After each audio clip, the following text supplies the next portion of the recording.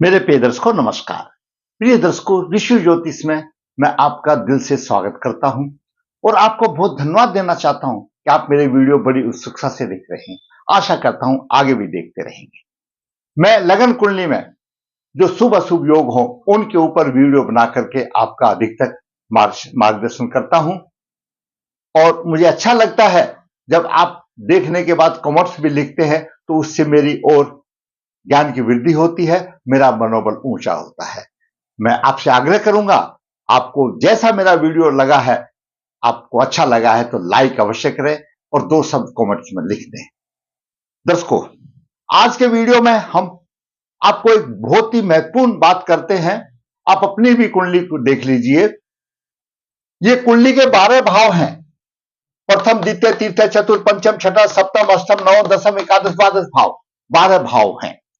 12 भाव में पृथ्वी की रचना के आधार पर ऐसा सभी आप लोगों ने पढ़ा है कि भाई पृथ्वी अपनी घूमती है और वो पर कांतिवृत्त 12 भागों में बांटा हुआ है। आप ऐसा मान के सोचो, मोटे तौर से 12 राशियां हैं।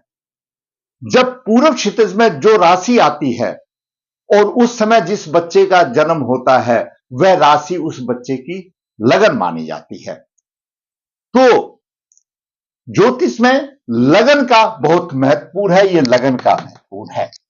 आप जिस टाइम पे पैदा हुए, आपका बच्चा जिस टाइम पे पैदा हुआ, जो यहां पर जो राशि है, जो भी लिखा है, 1 लिखा है, 2 लिखा है, 3 लिखा है, 12 लिखा है, यहां तक है, जो यहां पर चीज है, जो पूर्व क्षितिज में जो आती है, वो लगन का भाव है।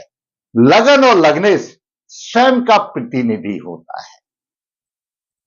किसी भी कुंडली में ये प्रथम भाव जो लगन का है वो स्वयं का प्रतिनिधि होता है और भविष्य फल कथन में इसका बहुत ही महत्वपूर्ण है। लगन का मतलब है स्वयं, वह आदमी स्वयं है। 12 लगनें बनती हैं। अंदाजा आप मोटे तौर पर मान के देखो, भाई 2 घंटे की, कोई 2.25 घंटे की, पौने 2 घंटे की, मानी 2 घंटे की एक लगन होती है।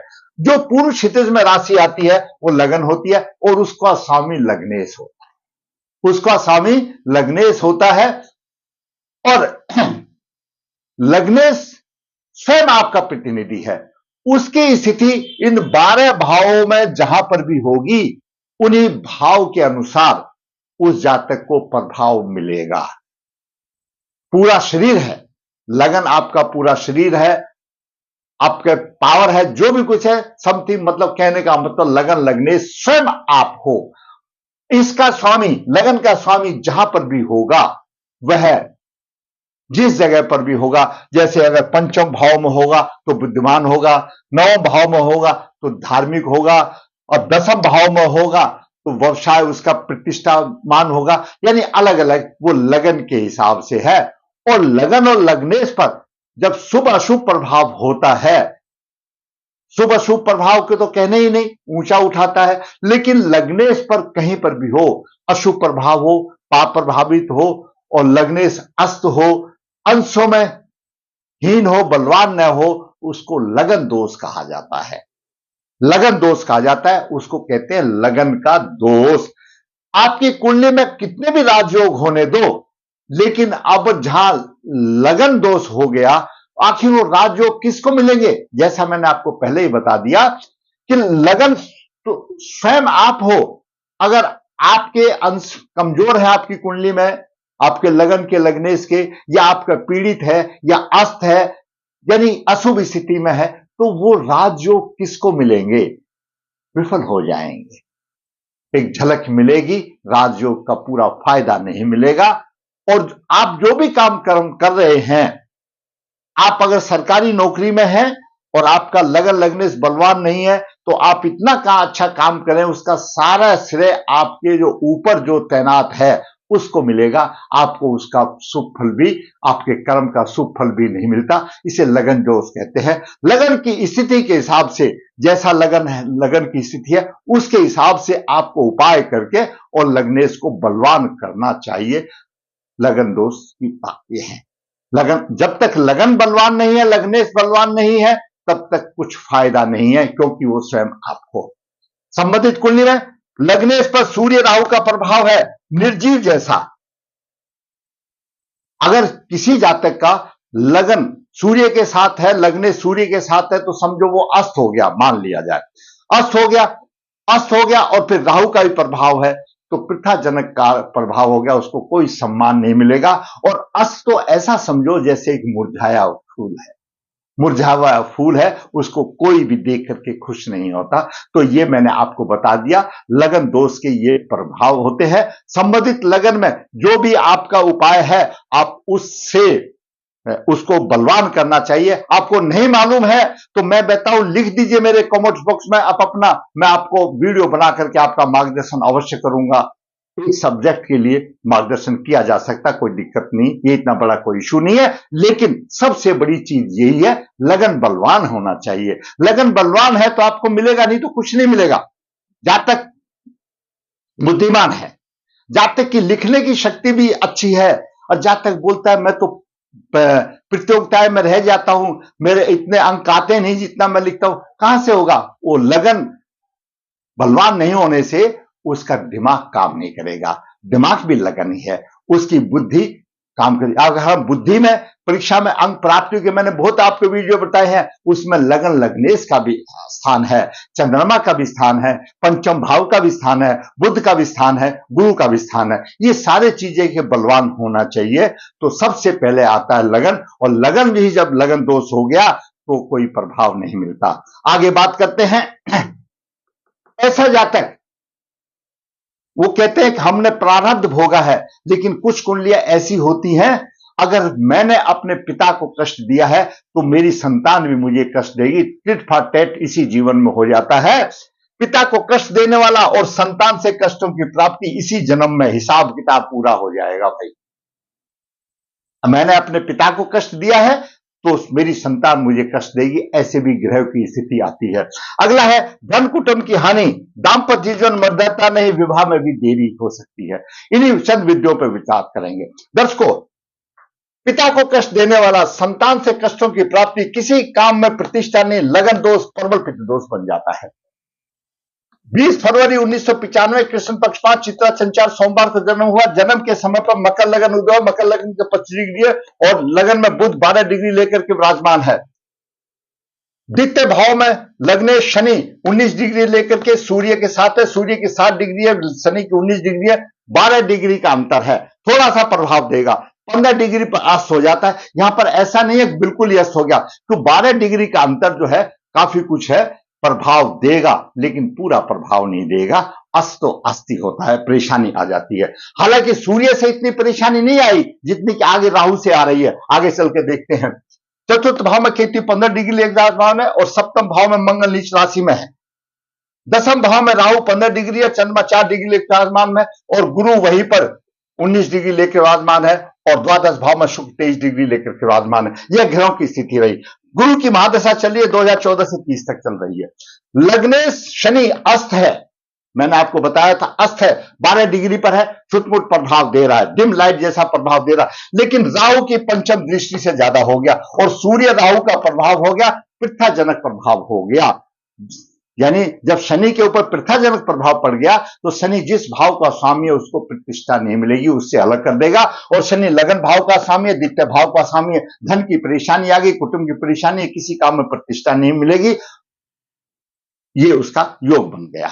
मकर लगन में सूर्य यहां पर आ जाता है, और राहु से पीड़ित है, सूर्य भी पीड़ित है, पैतृक संबंधित मिलने में परेशानी होगी, धन कुटुंब के मामलों में बड़ा दुर्भाग्यशाली होगा, और संपत्ति मिल भी गई तो उसका ऐसे उड़ा देगा, उसका फायदा नहीं होगा, नेत्र रोग होंगे। लेकिन सूर्य अपनी राशि को देख रहा है, आयु तो उसकी लंबी होगी। सूर्य भी पीड़ित है, पर्व पितृ दोष हो गया, आत्मा पीड़ित हो गई, पिता का कारक है सूर्य, उससे भी परेशानी आ गई।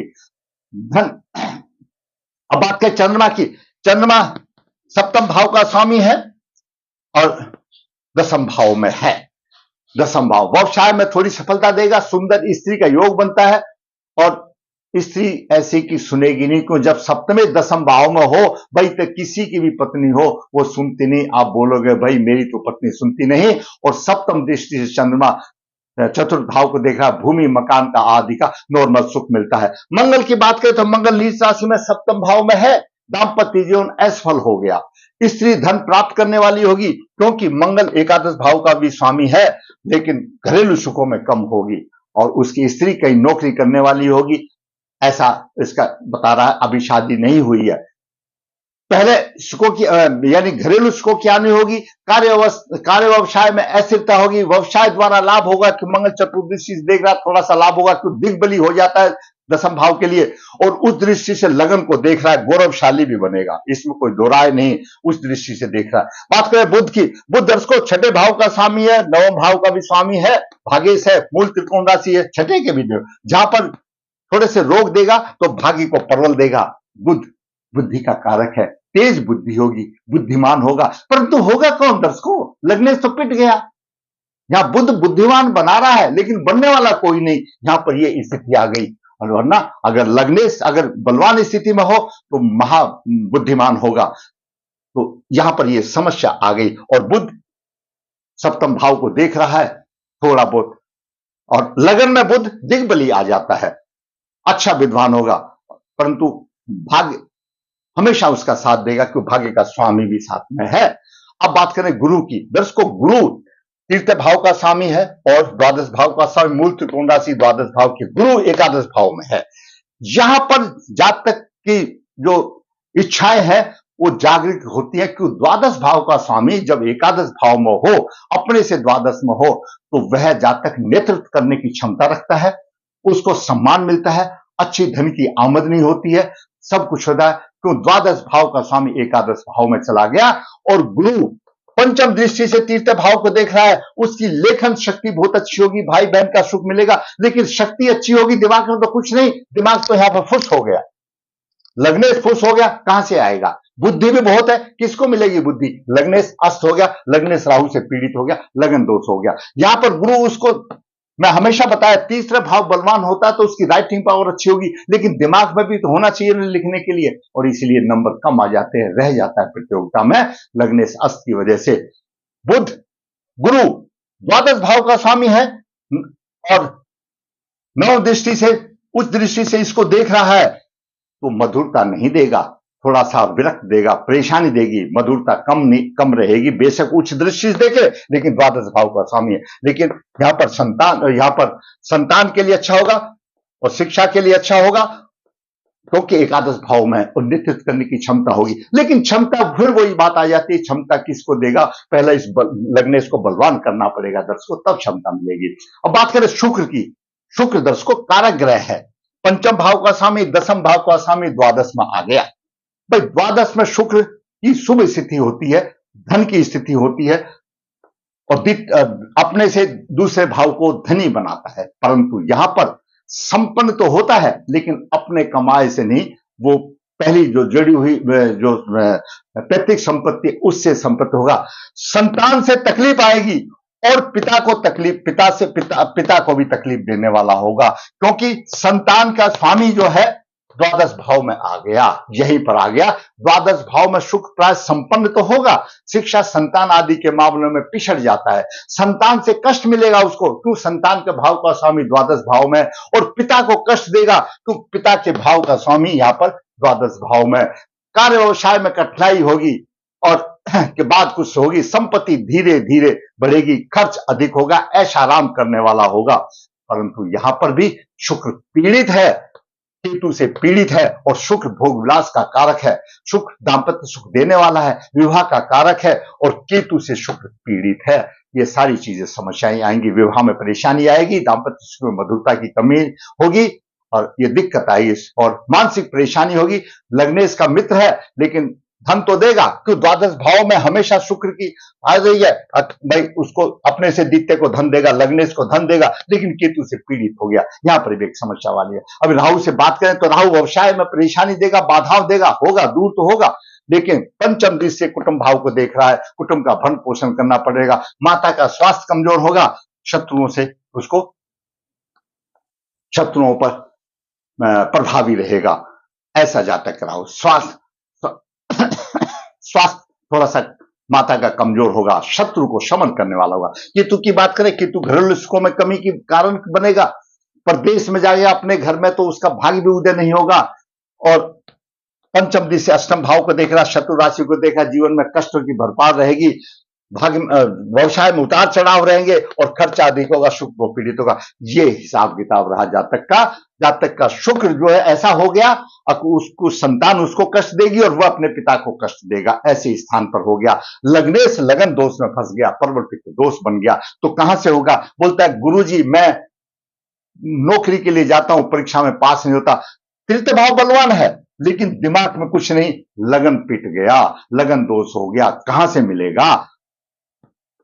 यह हालत उसकी रही। सूर्य से अस्त हो गया, राहु का प्रभाव हो गया, प्रबल पित्त दोष हो गया। इसके उपाय के लिए जातक को राहु सूर्य को पीड़ित कर रहा है, ग्रहण योग हो गया, सूर्य राहु की शांति कराने पहले नारायण बलि श्राद्ध करना चाहिए पितृदोष निवारण के लिए। और शुक्र केतु से पीड़ित है, शांति करना चाहिए। मंगल नीच राशि का मंगल है यहां पर, और बुध छठे भाव का भी स्वामी, रोग है इसको भी देगा। दोष निवारण करके कुंभ विवाह करके जब शादी करनी चाहिए। और दूसरा दर्शकों सबसे महत्वपूर्ण, लग्नेश को बलवान करना चाहिए, लग्नेश को बलवान करना चाहिए। लग्नेश का रत्न यहां पर गले में धारण करे दोष निवारण करने के बाद में। दर्शकों दोष आया तो क्यों? प्राश्चित करना पड़ेगा पूर्व जन्म के कर्मों का, उन कर्मों का प्राश्चित करें। आप रत्न धारण कीजिए, मैं आपको 100% गारंटी देता हूं, आपको फायदा होगा, इसमें कोई दो राय नहीं। लगन का रत्न, कोई भी लगन की कुंडली हो, अगर आपको नहीं आप लिख दीजिए कमेंट बॉक्स में, आपका नंबर आने के बाद मैं अवश्य आपको बताऊंगा, आप चिंता मत कीजिए। तो यहां पर लग्नेश का आप रत्न धारण कीजिए, बुध ऑलरेडी साथ में है, शुक्र को भी ले लीजिए, भागवती लॉकेट हो गया, आपके वल्ले जाएंगे, सारे सुख में मिलेंगे। लेकिन लगन दोष सबसे भारी दोष है। आखिर प्रभाव मिलेगा किसको? जैसा मैंने अगर दर्शकों आप समझते हैं कि मेरा वीडियो आपके लिए या किसी आपके दोस्त के लिए, आप शेयर कीजिए वीडियो को, अच्छा लगता है। और भाई नहीं लगता है तो कमेंट्स में लिख दिए कि गुरुजी इस तरह से लगता। मैं शॉर्ट में ज्यादा बातें बताने की कोशिश करता हूं। फिर कहूंगा अच्छा लगा है तो लाइक करें, शेयर करें, और जिसने चैनल सब्सक्राइब करें ताकि आगे वाले आने वाले वीडियो भी आपको आकर के आपका मार्गदर्शन करे। धन्यवाद।